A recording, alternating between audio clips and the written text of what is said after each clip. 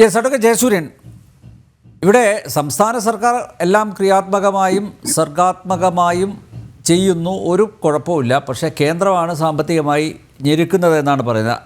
ഈ ബജറ്റ് തുടങ്ങുന്നത് തന്നെ അങ്ങനെയാണ്. കേന്ദ്രത്തെ പഴിച്ചുകൊണ്ട്, കേന്ദ്രത്തെ കുറ്റപ്പെടുത്തിക്കൊണ്ടാണ് ബാലഗോപാൽ ബജറ്റ് അവതരണം തുടങ്ങുന്നത്. ഇവിടെ കേന്ദ്രാവിഷ്കൃത പദ്ധതികളുടെ ഇപ്പം വലിയ വലിയ പ്രഖ്യാപനങ്ങളൊക്കെയാണല്ലോ നടത്തിയിരിക്കുന്നത്. ശതകോടികളുടെയും സഹസ്രകോടികളുടെയും പദ്ധതികൾ, കഴിഞ്ഞ വർഷം പ്രഖ്യാപിച്ച പദ്ധതികൾ, അതിൻ്റെ തനിയാവർത്തനം ഉണ്ട്. ആ പദ്ധതികൾ നടപ്പിലാക്കാതെ കിടക്കുന്നു. അതാണ് ഞാൻ നേരത്തെ ചൂണ്ടിക്കാണിച്ചത്. ഒരു പ്രോഗ്രസ് റിപ്പോർട്ട് അനിവാര്യമാണ്, പക്ഷേ അത് ഒരിക്കലും ഉണ്ടാവുന്നില്ല. എന്തിനധികം നോക്കൂ, സാമ്പത്തിക അവലോകന റിപ്പോർട്ട് സാധാരണ ബജറ്റ് അവതരിപ്പിക്കുന്നതിൻ്റെ തലേ ദിവസമാണ് നിയമസഭയിൽ അത് ടേബിൾ ചെയ്യുന്നത്. അതൊരു കീഴ്വഴക്കമാണ്. ആ കീഴ്വഴക്കം പോലും ലംഘിച്ചിരിക്കുന്നു. അത് ബോധപൂർവം തന്നെയാണ് നിയമസഭയുടെ മേശപ്പുറത്ത് വെക്കാതിരുന്നത് എന്നാണ് ഞാൻ മനസ്സിലാക്കുന്നത്. ഇപ്പം പ്രഖ്യാപിച്ചതൊക്കെ കേന്ദ്രാവിഷ്കൃത പദ്ധതികളുടെ ഒരു കേരള വേർഷനായിട്ടല്ലേ കാണേണ്ടത്? തീർച്ചയായിട്ടും ഈ ബജറ്റ് പ്രസംഗം മുഴുവൻ ഞാൻ കേട്ടപ്പോൾ എനിക്ക് മനസ്സിലായത് 85% പ്രഖ്യാപനങ്ങളും കേന്ദ്ര ബജറ്റിലെ പ്രഖ്യാപനങ്ങൾ കേരളത്തിൻ്റെതാക്കി മാറ്റി പ്രഖ്യാപിക്കുക ചെയ്യുന്നത്. സ്വച്ഛ ഭാരത് എന്ന് അദ്ദേഹം പറയുന്നത് കേട്ടു. അതുപോലെ തന്നെ സാഗർമാല പദ്ധതി, നാഷണൽ ഹൈവേ, ഇങ്ങനെയൊക്കെ പറയുമ്പോൾ ഇതെല്ലാം കേന്ദ്ര പദ്ധതികളാണ്. ഇപ്പോൾ തന്നെ ഡോക്ടർ മേരി ജോർജ് ഇവിടെ പറഞ്ഞല്ലോ, തൊഴിലുറപ്പ് പദ്ധതിയുടെ 90% തുകയും കേന്ദ്രമാണ് തരുന്നത്. ആ തരുന്ന തുക പോലും വകമാറ്റി ചെലവഴിക്കുന്ന രീതിയാണുള്ളത് എന്ന്. അപ്പോൾ ഞാൻ പ്രധാനമായിട്ടും ഈ കേന്ദ്ര അവഗണനയെക്കുറിച്ചുള്ള ഒരു ആരോപണമുണ്ടല്ലോ. അതായത് അതിനു മുമ്പുള്ള നരേന്ദ്രമോദി വരുന്നതിന് മുമ്പുള്ള 10 വർഷക്കാലം കേന്ദ്ര ഗവൺമെന്റ് എന്ന് പറയുന്നത് കോൺഗ്രസിന്റെയാ. കോൺഗ്രസ് എന്ന് പറയുന്നത് ഇവരുടെ സഖ്യകക്ഷിയാ, ഇന്ത്യ മുന്നണിയിലെ ഘടകകക്ഷിയാ. ആ ഘടകകക്ഷിയായ കോൺഗ്രസ് ഭരിച്ച കാലത്ത് ഒരേ സമയം 7ഉം 8ഉം കേന്ദ്രമന്ത്രിമാരൊക്കെ കേരളത്തിൽ നിന്ന് ഉണ്ടായിരുന്ന കാലത്ത് ആ 10 വർഷക്കാലം കേരളത്തിന് അനുവദിച്ചത് കേവലം 46,000 കോടി രൂപ മാത്രമാണ്. എന്നാൽ നരേന്ദ്രമോദി വന്നതിന് ശേഷമുള്ള 10 വർഷം 1,57,000 കോടി രൂപയാണ് കേന്ദ്രം കേരളത്തിന് മാത്രമായിട്ട് അനുവദിച്ചത്. 46,000 കോടിയുടെ 10 വർഷവും നരേന്ദ്രമോദി വന്നതിന് ശേഷമുള്ള 1,57,000 കോടിയുടെ 10 വർഷവും നോക്കുമ്പോൾ അറിയാം കേന്ദ്രം കേരളത്തെ സഹായിക്കുകയാണോ ചെയ്തത്, തഴയുകയാണോ ചെയ്തത് എന്നുള്ളത്. ഇത് മാത്രമല്ല, ഈ ബഡ്ജറ്റ് അവതരിപ്പിക്കുന്ന സമയത്ത് ഈ ബഡ്ജറ്റിനെ സംബന്ധിച്ചിടത്തോളം എന്തെങ്കിലും ഒരു വിധത്തിലുള്ള സന്തുലിതാവസ്ഥ ഇവർ പാലിക്കാൻ തയ്യാറായിട്ടുണ്ടോ? ആർക്കാണ് വാരിക്കോരി കൊടുത്തത്? കൊല്ലം ജില്ലയ്ക്ക് വാരിക്കോരി കൊടുത്തു. ധനകാര്യമന്ത്രിയുടെ സ്വന്തം ജില്ല ആയിക്കോട്ടെ. എറണാകുളം ജില്ലയ്ക്ക് കൊടുത്തു, കണ്ണൂർ ജില്ലയ്ക്ക് കൊടുത്തു. എന്നാൽ തിരുവനന്തപുരം, തൃശൂർ, പാലക്കാട് ജില്ലകളുടെ നികുതി വരുമാനത്തിന്റെ 10% പോലും അതാത് ജില്ലകളിലേക്ക് കൊടുത്തിട്ടില്ല. കോട്ടയം ജില്ലയും പത്തനംതിട്ട, കാസർഗോഡ് പോലെയുള്ള ജില്ല പോലും കേരളത്തിലാണോ എന്ന് സംശയിക്കണം. കാരണം ഈ മഹാന്മാരൊക്കെ കേന്ദ്ര ബജറ്റിനെ ഗംഭീരമായിട്ട് വിമർശിച്ചവരാണല്ലോ. കേരളം എന്താ ഇന്ത്യയിലല്ലേ എന്ന് ചോദിച്ചാണല്ലോ. ഇപ്പൊ ഞാൻ ചോദിക്കുകയാണ്, പത്തനംതിട്ടയും കോട്ടയവും കാസർഗോഡും എന്താ കേരളത്തിലല്ലേ? അപ്പോ ഈ രീതിയിലുള്ള ഒരു അസന്തുലിതമായ ബജറ്റാണ് ഇവിടെ വന്നിരിക്കുന്നത്. എന്ന് മാത്രമല്ല, ഈ ബജറ്റിനെ സംബന്ധിച്ചിടത്തോളം എല്ലാവരും പറയുന്ന ഒരു കാര്യമുണ്ട്, കേരളത്തിലെ ഭരണപക്ഷവും പ്രതിപക്ഷവും എല്ലാം പറയുന്ന ഒരു കാര്യമുണ്ട്. ഇവിടെ സാമ്പത്തിക സ്ഥിതി വളരെ മോശമാണ്, അതുകൊണ്ട് കേന്ദ്രം സഹായിക്കണം. കേന്ദ്രത്തിന്റെ സഹായം ഏറ്റവും കൂടുതൽ ഏറ്റുവാങ്ങിയ സംസ്ഥാനം കേരളമാണെന്ന് ഇപ്പൊ ഡോക്ടർ മേരി ജോർജ് പറഞ്ഞു. അതുകൊണ്ട് ഞാൻ ആവർത്തിക്കുന്നില്ല. എന്തുകൊണ്ടാണ് കേരളത്തിന് സാമ്പത്തിക സ്ഥിതി ഇല്ലാത്തത്?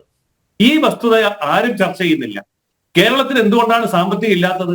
ഇന്ത്യക്ക് സ്വാതന്ത്ര്യം കിട്ടുന്ന ആദ്യ നാളുകളിലും ആദ്യ 10 വർഷമൊക്കെ കേരള മോഡൽ വേണമെന്ന് പറഞ്ഞ് ഈ ഭാരതം മുഴുവൻ കൊതിച്ച ഒരു കാലമുണ്ട്. അതിനുശേഷം ഇന്നിപ്പോ ഇങ്ങോട്ട് വരുമ്പോൾ കേരളം ഏറ്റവും പുറകിലായി പോകുന്നു. നീതി ആയോഗിനെ കുറിച്ച് മിണ്ടുന്നില്ലല്ലോ.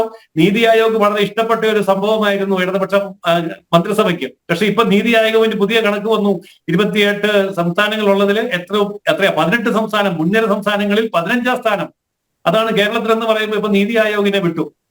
സത്യത്തിൽ കേരളത്തിന്റെ പ്രശ്നം എന്താണ്? കേരളത്തിന്റെ പ്രശ്നം ഇതാണ്. കേരളത്തിന്റെ വരുമാന മാർഗം എന്താണെന്ന് ചോദിച്ചാൽ മറുപടി പറയാൻ പറ്റുമോ? ആർക്കെങ്കിലും അങ്ങനെ മറുപടി പറയുന്നത് ഭൂഷണമാണോ? അതായത് തമിഴ്നാടുകാരനോട് നമ്മൾ ചോദിക്കാതിരിക്കട്ടെ, നിങ്ങളുടെ വരുമാനം എന്താ? തമിഴ്നാടുകാരന് പറയാൻ പല കാര്യങ്ങളുണ്ട്. ഞങ്ങൾക്ക് കൃഷിയുണ്ട്, ഞങ്ങൾക്ക് വ്യവസായമുണ്ട്. അതുപോലെ ബാംഗ്ലൂരുകാരനോട് ചോദിച്ചാൽ, അല്ലെങ്കിൽ കർണാടകക്കാരനോട് ചോദിച്ചാൽ അവന് പറയാൻ മാന്യമായിട്ടുള്ള പല കാര്യങ്ങളുണ്ട്. മറ്റേത് സംസ്ഥാനത്തിനും ഉണ്ട്. പക്ഷെ കേരളത്തിന്റെ മുഖ്യ വരുമാന മാർഗം എന്തൊക്കെയാ എന്ന് ചോദിച്ചാൽ പറയുന്നത് എന്തൊക്കെയാ? 1 കടം വാങ്ങുക, 2 കള്ളു കുടിക്കുക, 3 ചൂത് കളിക്കുക, 4 പിടിച്ചു പറിക്കുക.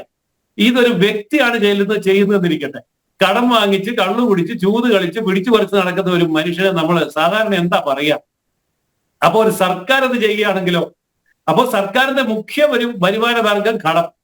ഇനി കടം വാങ്ങാൻ വയ്യാത്ത വിധം അത്രമാത്രം കടം വാങ്ങിച്ച് കൂട്ടിക്കഴിഞ്ഞു. അതുപോലെ മുഖ്യ വരുമാനം മദ്യപാനത്തിൽ നിന്നാണ്. അത് കഴിഞ്ഞ് മുഖ്യ വരുമാനം ചൂതുകളിയിൽ നിന്നാണ്. അതിന് നല്ല ഭംഗിയായിട്ട് ഇംഗ്ലീഷിൽ പറഞ്ഞാൽ ലോട്ടറി എന്ന് പറയും.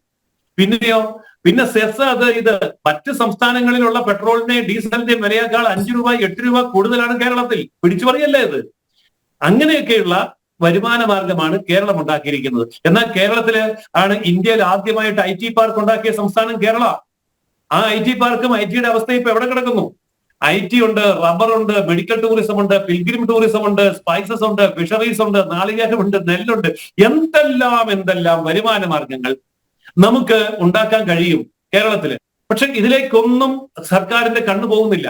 വരുമാന മാർഗത്തെ സംബന്ധിച്ചിടത്തോളം യാതൊരു ശ്രദ്ധയുമില്ല. വ്യവസായം തുടങ്ങിയാൽ പൂട്ടിക്കും, ആത്മഹത്യ ചെയ്യിക്കും. കൃഷി ചെയ്താൽ അവനെ നശിപ്പിക്കും. നെല്ലിന് താങ്ങുവില കേന്ദ്രം വർദ്ധിപ്പിച്ചു കൊടുത്തത് 2 രൂപ 40 പൈസ സംസ്ഥാനം അടിച്ചു മാറ്റിയ സംസ്ഥാനമാണ് കേരളം. വേറെ ഒരു സംസ്ഥാനത്ത് ഇങ്ങനെ ഒരു ദുരവസ്ഥ ഉണ്ടായിട്ടില്ല. അപ്പൊ കേന്ദ്രം കൊടുത്തത് പോലും കർഷകന് പോകാതെ അടിച്ചു മാറ്റുന്ന ഒരു സംസ്ഥാന ഗവൺമെന്റ്. നെല്ലിന്റെ കാര്യമാണ് ഞാൻ പറഞ്ഞത്. 250 രൂപ റബ്ബറിന് പ്രഖ്യാപിച്ച കഴിഞ്ഞ പ്രകടന പത്രിക ഇപ്പൊ എത്രയുണ്ട്? അപ്പോൾ ഈ രീതിയിലുള്ള പാർട്ടിക്ക് പരാതിയൊന്നും ഇല്ലേ?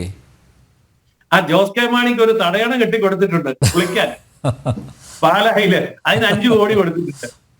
അത് സന്തോഷമായി, അത്രേ ഉള്ളൂ. അപ്പൊ ഇതാണ് നമ്മുടെ അവസ്ഥ. അപ്പോ കേരളത്തിന്റെ ഈ ഒരു സാമ്പത്തിക അവസ്ഥയിൽ നിന്നുകൊണ്ട് എന്തെല്ലാം ഗിമ്മിക്കുകളാണ് കാണിച്ചിരിക്കുന്നത്. വയനാട് 750 കോടി രൂപ മാറ്റിവെച്ചു എന്ന് കേന്ദ്രം തരാത്തോണ്ടാണെന്ന്. കേന്ദ്രം തന്ന 438 കോടിയും അല്ല അഡ്വക്കേറ്റ് ജയസൂര്യൻ അതിലും കൂടുതൽ തുരങ്കപാത നിർമ്മാണത്തിന് മാറ്റിവെച്ചിരിക്കുക 2000 കോടി. ഈ സംസ്ഥാന സർക്കാരിന്റെ ഒരു സ്വഭാവം തന്നെ തുരക്കുക എന്നുള്ളതാണല്ലോ. അപ്പൊ അതിനായിരിക്കും കൂടുതൽ പണം മാറ്റിവെച്ചത്. അപ്പോ കേന്ദ്രത്തിന്റെ 438 കോടിയും സംസ്ഥാനത്തെ ജനങ്ങൾ സംഭാവന ചെയ്തതും കൂടി ചേർത്ത് 783 കോടി രൂപ മുഖ്യമന്ത്രിയുടെ കയ്യിൽ ഇരിപ്പുണ്ട്. കേന്ദ്രത്തിന്റെ യാതൊരു തടസ്സങ്ങളുമില്ല, യാതൊരു പ്രശ്നങ്ങളും ഇഷ്ടം പോലെ ചെലവഴിച്ചോളാൻ പറഞ്ഞിട്ടുമുണ്ട്. അതിൽ നിന്ന് 33 കോടി കൂടെ മാറ്റി വെച്ചിട്ട് 750 കോടിയാണ് ഇപ്പൊ അനുവദിച്ചിരിക്കുന്നത്. എന്നാൽ ഇത് നേരത്തെ അങ്ങോട്ട് കൊടുത്താൽ പോരെ? അവിടെ നഷ്ടപ്പെട്ടു പോയ വീടിന്റെ 4 ഇരട്ടി വീട് വെച്ചു കൊടുക്കാവുന്ന ആൾക്കാർ പറഞ്ഞു, സംഘടനകൾ പറഞ്ഞു. പക്ഷേ അതൊന്നും ഭൂമി എടുത്തു കൊടുക്കാൻ ഇന്ന് വരെ പറ്റിയിട്ടില്ല. ഒരു വീടിന്റെ ഭൂമി എടുത്തു കൊടുക്കാൻ ഇന്ന് വരെ പറ്റിയിട്ടില്ല.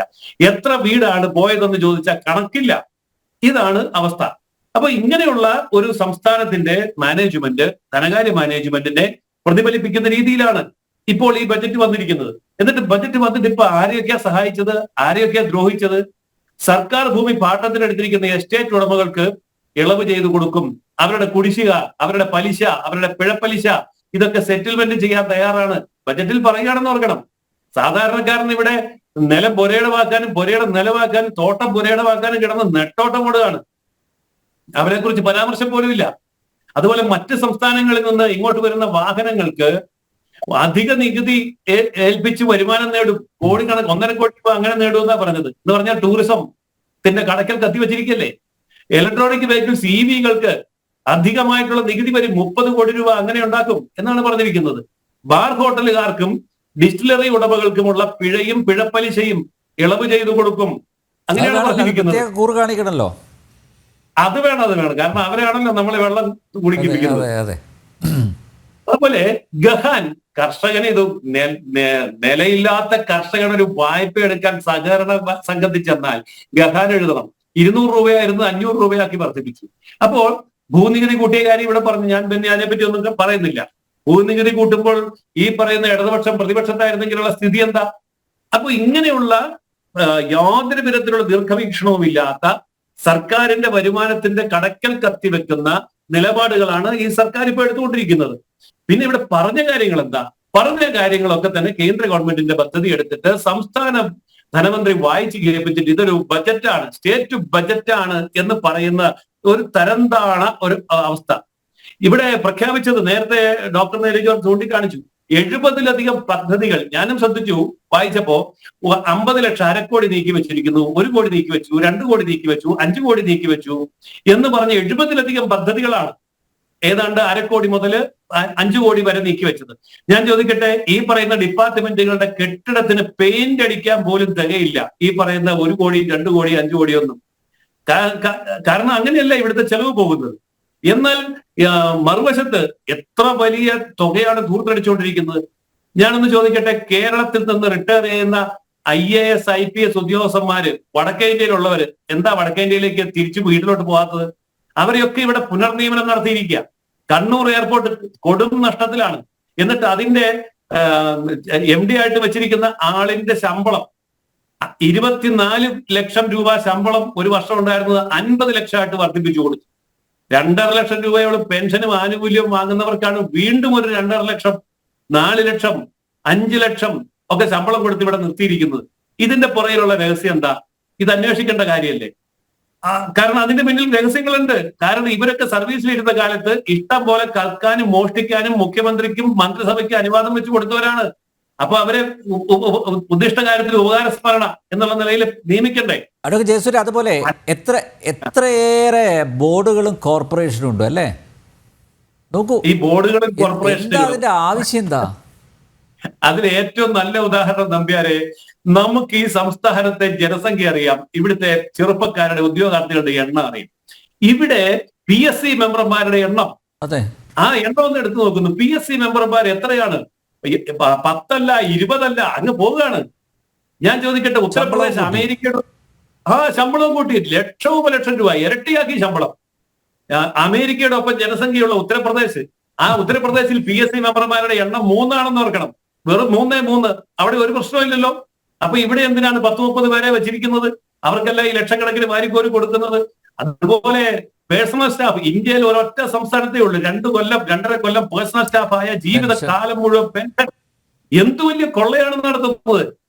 ഇത് ആരും പറയാത്ത വലിയൊരു കൊള്ള ഇതിന്റെ പുറകിൽ ഒളിപ്പിച്ചു വെച്ചിട്ടുണ്ട് നമ്പ്യാരെ. നമ്മള് ജനങ്ങൾ അറിയേണ്ട വിഷയമാണ്. ഒരു സമാന്തര ഖജനാവ് CPM സൃഷ്ടിച്ചുകൊണ്ടിരിക്കുകയാണ്. സമാന്തര ഖജനാവ് എന്താണെന്നറിയാമോ? ഈ പദ്ധതികൾക്കെല്ലാം കൊടുക്കുന്ന ഈ പണം ഊരാളുങ്കൽ സൊസൈറ്റിയിലേക്കാണ് പോകുന്നത്. ടെൻഡർ ഇല്ലാതെ ഊരാളുങ്കൽ സൊസൈറ്റിക്ക് കോടാനുകോടി രൂപ കൊടുക്കുന്നു. എന്നിട്ട് ഈ ഊരാളുങ്കൽ സൊസൈറ്റി ആരുടെയാ? അത് പറയുന്ന തൊഴിലാളി സംഘം എന്നാ പറയുന്നത്, തൊഴിലാളി സൊസൈറ്റിയാണ്. ഞാൻ ചോദിക്കുന്നു, തുടങ്ങും ഊരാളുങ്കൽ കുറിച്ച് പറയുമ്പോഴേക്ക് വാഗ്ബടാനന്ദൻ ചരിത്രത്തിലേക്ക് പോകും. അതെ, വാഗ്ബടാനന്ദന്റെ കാലത്ത് തുടങ്ങി, പിന്നെ കോൺഗ്രസ്സുകാരുടെ കയ്യിലെത്തി, CPM-ന്റെ കയ്യിലാ. എന്റെ ചോദ്യം ഇതാണ്, അവിടെ പണിയെടുക്കുന്ന ആയിരക്കണക്കിന് തൊഴിലാളികൾക്ക് ഈ പറയുന്ന ഊരാളുങ്കൽ സൊസൈറ്റിയിൽ വോട്ട് ചെയ്യാനുള്ള അവകാശം ഉണ്ടോ? വോട്ടവകാശം കൊടുത്തിട്ടുണ്ടോ? അവർ ഷെയർ ഹോൾഡേഴ്സ് ആണ്. അപ്പോ തൊഴിലാളികൾക്ക് അവകാശമില്ലാത്ത ഊരാളുങ്കൽ സൊസൈറ്റി വെച്ച് CPIM-ന്റെ ഖജനാവ് വീർപ്പിക്കാൻ കേരള ഖജനാവിനെ ചോർത്തിയെടുക്കുന്ന ഒരു സംവിധാനമല്ലേ? അല്ലെങ്കിൽ കൃത്യമായിട്ട് ഓടിച്ചു നടക്കട്ടെ. അപ്പോൾ പറയുന്നത് ഇത് വേറൊരു സംഭവമാണ്, കിഫ്ബി പോലെ. ഇപ്പൊ കിഫ്ബി ഏതായാലും ഈ കടമെടുപ്പ് പരിധിക്ക് അകത്തായി. ഞാൻ പറയുന്നു, ഊരാളുങ്കൽ സൊസൈറ്റിയുടെ ഇടപാടുകളെ സംബന്ധിച്ച് സുതാര്യമായിട്ട് അന്വേഷിക്കണം. അങ്ങനെ അന്വേഷിക്കുമ്പോൾ കാര്യങ്ങൾ മനസ്സിലാകും ഇതെങ്ങോട്ടാണ് പോകുന്നത്, ടെൻഡർ ഇല്ലാതെ. അതുപോലെ ഇവിടുത്തെ തൊഴിലില്ലാ പടയ്ക്ക് കൊടുത്തിരിക്കുന്ന എത്ര വലിയ ശിക്ഷയെന്നറിയാമോ? ഇവിടെ ധനകാര്യമന്ത്രി പറഞ്ഞിരിക്കുകയാണ് 8393 പേർക്ക് സ്ഥിര നിയമനം നൽകി. അതോടൊപ്പം 39,793 പേർക്ക് താൽക്കാലിക നിയമനം നൽകി. ഈ താൽക്കാലിക നിയമനം നാട്ടുകാരുടെ കണ്ണിപ്പൊടിയിടാനാണ്. നാട്ടുകാർക്ക് ഇതറിയാം. ഇതിന്റെ പേരാണ് പിൻവാതിൽ നിയമനം. 39,793 പേരെ താൽക്കാലികമായിട്ട് നിയമിക്കുമ്പോൾ അത് ഭരണകക്ഷിയുടെ ആഗ്രഹത്തിനും ആവശ്യത്തിനും നിന്ന് അടിയും തല്ലും കുത്തും വെട്ടും ചവിട്ടും കൊള്ളുന്ന കുറെ പേരെ കയറ്റിവിടും. അവന് യാതൊരു യോഗ്യതയും വേണ്ട, ക്വാളിഫിക്കേഷനും വേണ്ട. എന്നിട്ട് ഇത്ര വർഷം കഴിയുമ്പോൾ സ്ഥിരം ആയിട്ട് നിയമിക്കും. അതിന്റെ അർത്ഥം എന്താണ്? അപ്പോൾ PSC എഴുതി പാസ്സായി റാങ്ക് ലിസ്റ്റിൽ പേരും വന്ന് മൂക്കിൽ പല്ല് വരുന്നവരെ കാത്തിരിക്കുന്നവൻ ആത്മഹത്യ ചെയ്തോണം. ഈ താൽക്കാലിക നിയമനക്കാരൻ പിന്നീട് സ്ഥിരമായി മാറും. ഇത് എത്ര വലിയ ഭീകരതയാണ്! ഇതൊക്കെ ഏതായാലും ബജറ്റ് പ്രസംഗത്തിൽ വായിച്ചു, ഈ പറഞ്ഞ 2 കണക്കും. അത്രയും നന്ദി പറയാം. ആത്മാർത്ഥത കാണിച്ചു ആ കാര്യം. കഴിഞ്ഞ ബജറ്റിൽ പറഞ്ഞ കാര്യങ്ങൾ ഞാൻ നമ്പർ ഇട്ട് വെച്ചിട്ടുണ്ട്. 30 എണ്ണം വിവരാവകാശ നിയമപ്രകാരം എന്റെ കയ്യിൽ അതിന്റെ കണക്കുണ്ട്. 30 എണ്ണമാണ് നടപ്പാക്കിയിട്ടേ ഇല്ല, തുടങ്ങിയിട്ട് പോലും ഇല്ല. എന്നിട്ട് എന്തെല്ലാം വലിയ പദ്ധതികളാണ് ഇപ്പൊ പറഞ്ഞിരിക്കുന്നത്. ഹൈഡ്രജൻ ഉണ്ടാക്കുമെന്നൊക്കെയാണ് പറഞ്ഞിരിക്കുന്നത്. കഴിഞ്ഞ തവണ കോവിഡിന് വാക്സിൻ ഉണ്ടാക്കുമെന്ന് പറഞ്ഞ സംസ്ഥാനമാണ്. അതുപോലെ മാലദ്വീപിലേക്ക് ക്രൂസ് തുടങ്ങും. കൊല്ലത്തുനിന്ന് കൊല്ലത്തുനിന്ന് മാലദ്വീപിലേക്ക് ക്രൂസ് തുടങ്ങുമെന്ന് പറഞ്ഞവരാണ്. ഇത്തവണ പറഞ്ഞത് ഹൈഡ്രജൻ ഇന്ധനം വെറുതെ പറയുകയല്ല, 5 കോടി രൂപ. മിക്കവാറും മിച്ചം വരും 5 കോടി രൂപ. ഹൈഡ്രജൻ ഇന്ധനം ഉണ്ടാക്കി കഴിഞ്ഞാൽ പണവും കൂടെ മിച്ചം വരും.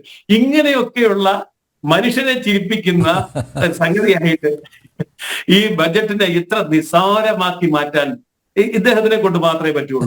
എന്നിട്ട് അത് മഹത്തരമാണെന്ന് പാടിപ്പോഴ്ത്തുന്ന പാണന്മാരെ കൊണ്ട് അവർക്ക് കോടാനുകോടി വാരിക്കൊടുത്ത് ഈ പറയുന്ന മാധ്യമ പടയെ ഇറക്കി ന്യായീകരിച്ചാൽ വിജയിക്കാൻ പോകുന്നില്ല. കാരണം ജനങ്ങൾ പോറതി കൂട്ടിക്കഴിഞ്ഞു.